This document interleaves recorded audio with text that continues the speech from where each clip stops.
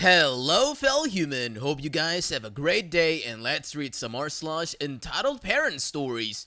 To the first one, you're getting married? But what about my cruise? I debated posting this story because I know some of my family is on Reddit, but I just decided that if they see this, I'm not going to care. The woman in this story did some crazy crap recently. Telling this story is a good way to vent off some of the steam, I guess. The cast: GC, good cousin; GH, good husband; GC's husband; EC, entitled cousin, or GC's twin sister. You can call her evil cousin too. Both work. So this story doesn't involve me too much, but I know quite a lot about entitled cousins' action and behavior through stories family members and GC told me. Ever since we were little kids, my cousin, GC, and I have been best buds. We lived only a few miles away from one another, so we would bike to each other's house, play in our backyards, and play video games.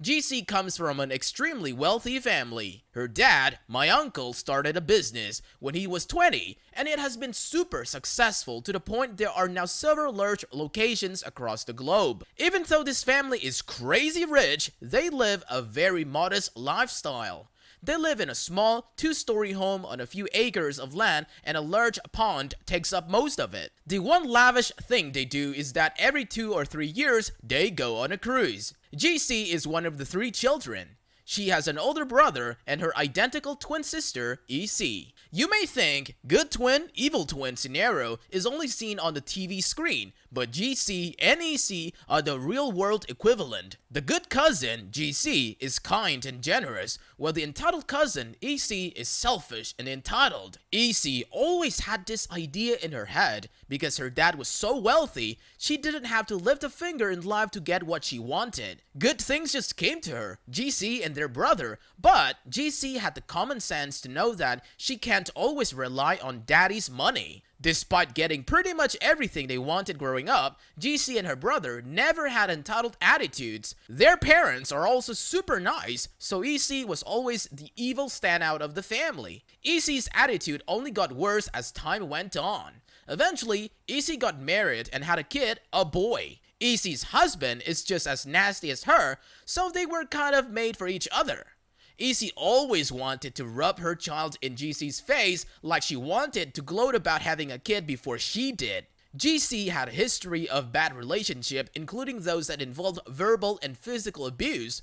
One time, she came to her sister for advice after her boyfriend beat her. EC had the nerve to blame her weight and not using makeup to make herself more attractive. GC was afraid to date anyone after her last relationship disaster, but that changed when she finally met the man of her dreams, GH. I met the good husband, GH, personally, and he's a giant teddy bear of a guy. He's the perfect guy to help heal GC's old wounds and give her the loving, happy life she deserves. Then, nearly 2 years after they met, GC and GH were engaged. The entire family was thrilled that GC finally got the man of her dreams, and her father wanted to throw a boatload of money to help her pay for a beautiful wedding. For future reference, he did the same thing for EC when she got married, yet EC was not happy about now the extravagance GC's wedding was going to be.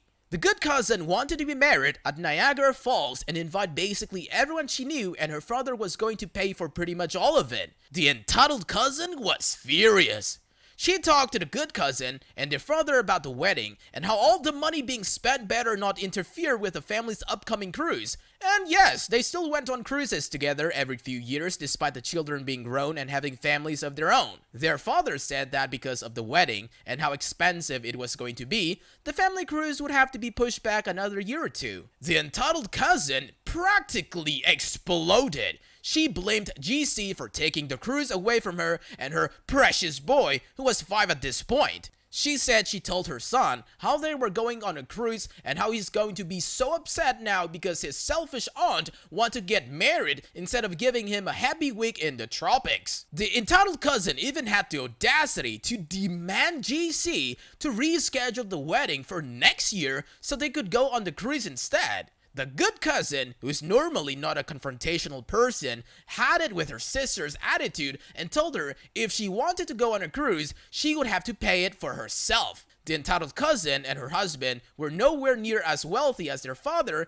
and there was no way he was going to reschedule his own daughter's wedding just to give the entitled cousin what she wanted. Easie's ranting went on for weeks, flipping back and forth between blaming her sister for ruining her son's year and begging her father for money to go on a cruise because she and her family deserved it. She drove good cousin to tears, and she ended up calling me up for advice. My only advice to her was to give EC, who normally gets everything, nothing, and by nothing. I mean, don't invite her to the wedding, like most sisters would do. GC wanted EC to be one of her bridesmaids, as she was a bridesmaid at EC's wedding. Not inviting her would be a major upset for everyone involved, but it just may be the thing to teach EC a lesson. So, she did just that. The good cousin called up her sister and flat out told her that if she didn't change her attitude, she didn't want it leaving a sour taste at her wedding. Again, entitled cousin blew up, shouting at the good cousin, calling her all sorts of names, and again, blaming her for the cruise being cancelled. The good cousin hung up and decided to not invite her to the wedding. The wedding was amazing, and I ended up being the bridesmaids to take EC's place. Yes, I was invited to the wedding originally, but GC didn't want me to be a bridesmaid only because she knew I hated dresses, and I'd rather wear a suit, but I said I'd wear a dress just for her special day. It's been a few years now, and GC and GH have a beautiful little girl and have a baby boy on the way. The entitled cousin is still in their lives and is still nasty as ever, but she doesn't come to her father begging for anything anymore because after her behavior towards him and GC, he threatened to leave her out of his will if she continued to pester either of them. Maybe now that she's not going to get everything handed to her on a silver platter, she will change her attitude for the better. Or at least that's what we all wish to happen. Well, that was good for the good cousin. That was a big step in the right direction for everyone involved. She probably would have been awful and disrupted at the wedding anyway. Way to not tolerate bad behavior. On to the second story. M feels cheated out of her inheritance. Little backstory. I came from a highly dysfunctional family and tried to spend as much time away from them as possible. In 3rd grade, 9 to 10 years old, I met a set of twins that would become lifelong friends and their family a second to my own. At the head of their family was their grandfather. He was an extremely rough around the edges, no bull giving or taking, my way or the highway kind of guy, and the fact that he was half Mexican, half Mescalero Apache didn't help. One of us boys at the house was scared to death of him, and no one wanted to go out of town with him to work. When I was 21, I ended up helping him on a job outside of Fort Worth, and during this time, we bonded. I called him Pop, and he called me Son. A couple of months after we started the Fort Worth job, Pop received a call that his aunt had passed away. We stayed up having a few drinks, and he told me stories about her till the roster crowded. He described her to me in the same manner that us boys would describe him to others. Now, this woman would drink a fifth of bourbon and smoke 5 cigars every day till the day she died, but she made it to nearly 100 before she croaked. During the last 20 or so years of her life, the majority of her family had absolutely nothing to do with her, with the exception of one grandson. She had also amassed a nice little spread outside of Waco, having a 100-plus acre ranch, a large farmhouse, and a 7-figure bank account. Pop decided that we should attend the funeral. A few days later, we found ourselves in a small funeral parlor in the craptastic town of Waco. The funeral was going as all funerals go, with some people sobbing, others binge drinking, and most of the kids looking bored AF. As Bob and I are sitting quietly, minding our own, we hear this increasingly louder conversation behind us. Enter the cast. M, grandson's mom, EF1, 2, and 3, entitled family, most likely the other daughters, GG, the good grandson. EF1, really? Everything? What do you mean everything? M, well, that's what the lawyer said. EF2, well, she can't do this to us, can she? EF3, there has got to be something that we can do about this. It's his fault that she died. If he hadn't provided her with whiskey and cigars, all those years, she would still be alive. M, well, don't worry. He's my son and will do whatever I say. We'll sell everything and split it evenly between just the 4 of us. It was at this point Pops caught on to what being discussed, as I'm sure everyone else around had, and he, being a man not to hold his tongue, lost it. It went something like this. Y'all need to shut your butts. He loved to say that. This woman lived to be nearly 100 years old, and you're going to try and say he killed her? Over what? Money? If you cared so much about her, where were you all the last 20 years of her life? He didn't do it for the money. He did it because it was his grandma and it was the right thing to do. Before M and EFs could regain their composure, Gigi came up and looked his mom in the eye and said, "Goodbye, Mom. This is the last time any of y'all will see me again," and simply walked out of the door. The last I heard about any of it, Gigi was enjoying his life out on the ranch and refused to have any contact with his immediate family.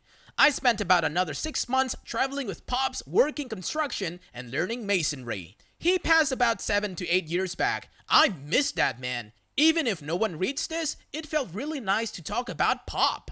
Well, nothing worse than family haggling over an inheritance, regardless of the amount, when they have done little or nothing to care for the disease during their last years. On to the third story. Mom tries to kick me out of Dad's house, kicks herself out instead. M, my mom. O, me, 18 years old.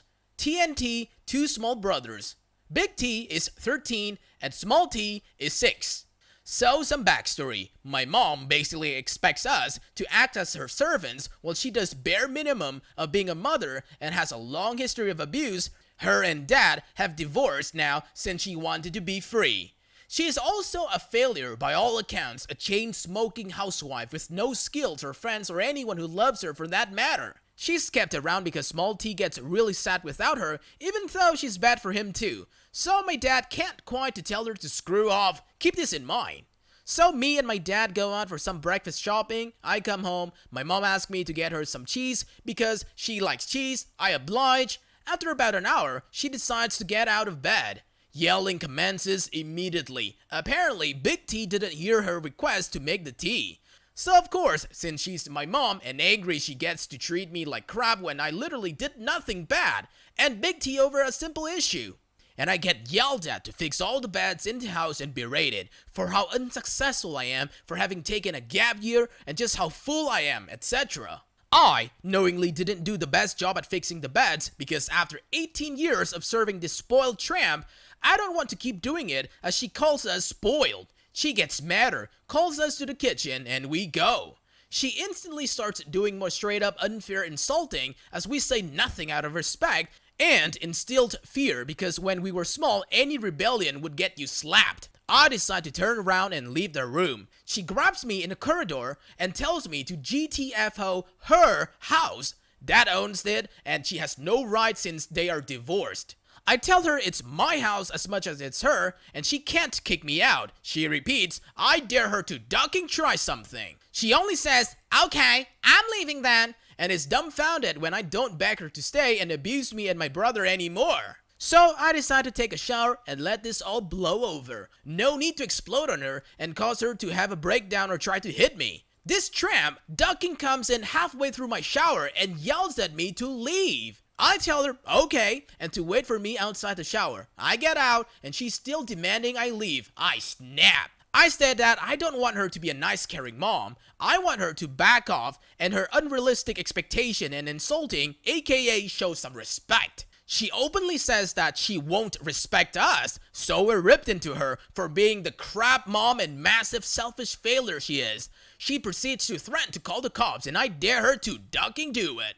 Dad somehow gets the wind of this, comes into the house, tries to get us to talk it out. Mom tries to basically get him to support her and have me kicked out. It backfires as my dad has finally stopped helping her to act like a spoiled child. She gets up and leaves. After 18 years, I finally made a stand for myself and my brothers, and it ended up unexpectedly well. All my kecks! She genuinely thought and still thinks that we couldn't manage without her and tried to prove her point and failed ducking miserably. It was the most nice and peaceful day we had in weeks, Lamau. Of course, being the strong, independent woman she is, she didn't even last a day outside. Ironic considering she was yelling at me over how she could do fine outside, but my butt would starve. The crap storm only continued, but that's for part 2. The fourth story. Mom tries to kick me out, I pull the reverse card, part 2. So, immediately after my mom screw off, Dad calls me in. We speak about how my mom is so spoiled and entitled, how she refuses to get help to become a better person, etc. He confides in me that he decided to leave the house and leaves us with her earlier because Small T would get so upset despite him knowing it's worse for him as well, but realized that wasn't gonna work. I strongly advised just letting her screw off. He seemed to mostly agree, but he's way more emotional than I am. Also, my mom is his first girlfriend. He did agree and said he wasn't holding her back from leaving, really, which is kind of a lie as evidence before and in this part. At night, of course, my mom comes back. Dad pulls us all in the kitchen to talk it out over. M immediately launches into a rant, basically demanding service and acting like any piece of crap she pulls is justified. I tell her I just want to be respected. She makes the argument that we need to fulfill basically all her unrealistic expectations for her to merely treat us like humans. I tell her she has to compromise, and even if we upset her, she has no right to do the level of degrading she does. That backs me up and also states that me doing a gap year out of choice isn't equivalent to being a failure when she starts out on that. She pulls out a couple of things about how she cannot be replaced, as much as she does less than a maid would, and abuses us on top of that, and we argue on that, but not much. I'm no longer really pulling punches, to be honest. Dad is sorta upset that I don't speak much about my issues, but I say I made my point clear and didn't do anything wrong. I just want to be treated decently and have her tone down her expectations of us. Bunch of yelling occurs. "You came out of my lady part, you ungrateful piece of crap," being a highlight. She storms out of the kitchen without backing down even a tiny bit and says, "You can apologize whenever you want." I snap back, "You too." She gets mad and angry and yells disrespect. She leaves the kitchen, starts prepping to leave again. Dad holds her up. They have some amount of fighting and yelling occur between them. I start preparing coffee to lower tension and pass the time instead of argue and contribute to all the yelling already present, also partially to keep my kicks contained. She comes towards the kitchen, having done a crap pack-up job holding a big solid wooden hairbrush. I'm still prepping my coffee and hugging my brothers to calm them. She yeets her brush directly at my head, thankfully missing, and yells about how I didn't even try to stop her once. Dad finally snaps and yells at her how she has no right to physically hurt or kick her children out of the house. Mom tries to say some more crap. I apologize about not having a ducking Stockholm syndrome. More yelling. They go into their bedroom again. Me and my bros move into the living room as me and Big T try to keep Small T in checks as the small boy makes futile attempts to stop the fighting. Now, keep in mind that I have been rock solid throughout this. Not a flinch in my voice, not any effort to compromise or be nicer to her than she was to me. I was also kinda upset at my dad for basically lying to her that she shouldn't take me too seriously because I'm a child, and expecting me to basically be the bigger person at the same time. So I'm not backing down one tiny bit. Dad kinda gets upset because I'm not emotional over Small T's cries, as if a 6-year-old's opinions over anything are to be trusted in deciding the fate of an entire household. That tells me I'm being too cold. I tell him I'm doing what's best for all of us and to suck it up and keep his word and let her the duck go. He signs, but knowing I'm right doesn't fight it. They talk and argue with my mom a bit more, not yelling, not fighting at least this time. I don't know what magic he did, but he convinced my mom to stay and not be a raging C-word. Mom's been treating me and my brother much better since, but I know it's all a facade and temporary, and I think my dad does too. He still fails to understand that Small T will be better off once the initial shock wears off. Not like she does much actual mothering to him anyways, he just loves him regardless. And is basically trying to find a way to replace mom with more than a maid and will talk to grandma, etc. I'm just happy he isn't considering leaving us alone with her just because he can't say no to Small T anymore. I guess the best thing you could do when she starts the next time to rage at you, you just pick up the phone and start filming. That is the best defense you can get at this moment. Maybe she calms down because of the shame if you would release the footage. That's it for today, fellow humans. Thanks for watching. Be sure to leave a like, comment, and subscribe. See you guys next time.